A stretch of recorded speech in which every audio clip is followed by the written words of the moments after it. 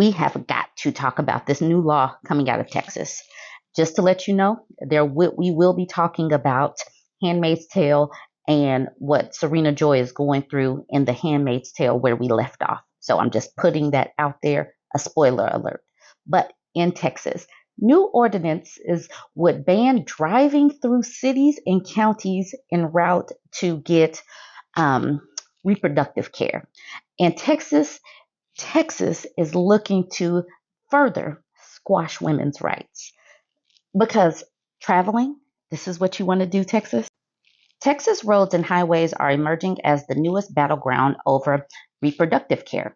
More than a year after Roe v. Wade was overturned and reproductive care was mostly outlawed in Texas, anti choice people are getting more aggressive and creative, trying to stop women from getting the care out of state. New laws currently on the table in many smaller Texas towns would make it illegal to even drive through the city or county for the purpose of reproductive care. Now, this is where the talk about Serena Joy comes into play.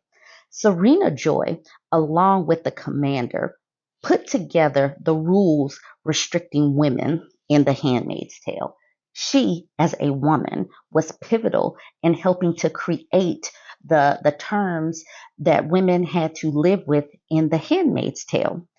Now, as time went on in this series, she started to gather what it meant to be a woman. Even a woman that had some kind of privilege, she was still subject to the same rules that she had helped to the part where we should all become that we should all be caught up on. But she had to pay the ultimate price, a penalty for having the nerve to speak. She decided to speak on certain things that the men said that she wasn't allowed to speak on. She was reading a book as a woman, even though she was an educated woman before all of Gilead was even created. And yes, she had to pay a consequence.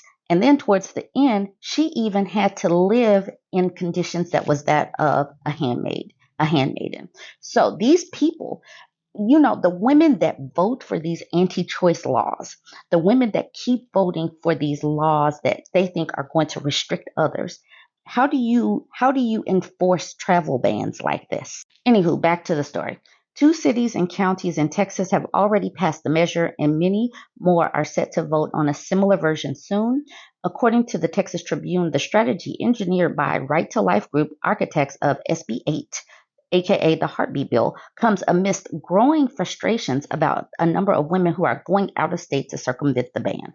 There are questions about what would be enforced. Private citizens can sue any group or party they believe to be in violation of the law, but abortion law expert Mary Ziegler with the University of California at Davis says the creators of SB 8 are specifically using these ordinances as legal testers.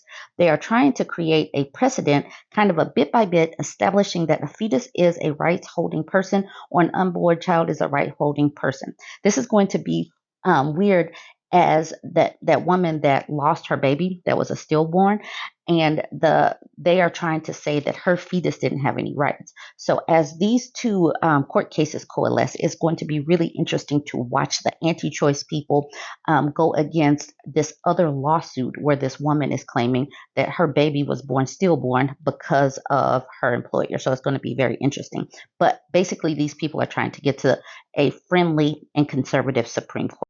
The measure is up for debate in the City Council of Plano, Texas. Cities like Plano are being targeted for the law. Plano, heavily conservative, sits right at the crossroads of 2 major highways that anyone traveling from Austin would likely take to get to New Mexico, where reproductive rights remain legal and new clinics have opened up along the border to serve women traveling from Texas. However, in an August city council, Plano joined the city of Chandler in tabling the vote, echoing concerns of some conservatives about going to.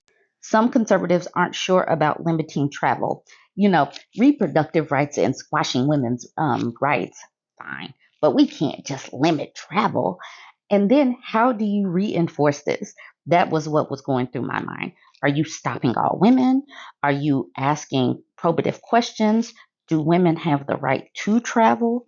Just like in Handmaid's Tale, when they started restricting women's rights and taking our credit cards, this is what is happening in these red states. And I am more concerned about the women that keep voting for these anti-choice policies. These anti-choice people are not simply going to be happy with restricting some of your rights. They want to control women.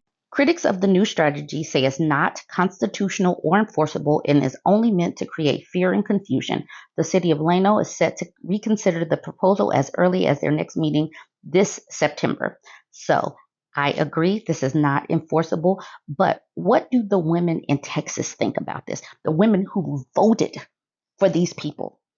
What do the women in Texas that voted for these anti choice people think? Because they are slowly encroaching on all of your choices. So, this is what you voted for. If you vote R, if you vote R, this is what you're voting for. They are slowly but surely taking away your rights because they want to control women. And you people that voted for this, are going to get your wake up call as they continue to try to restrict and constrict and oppress women.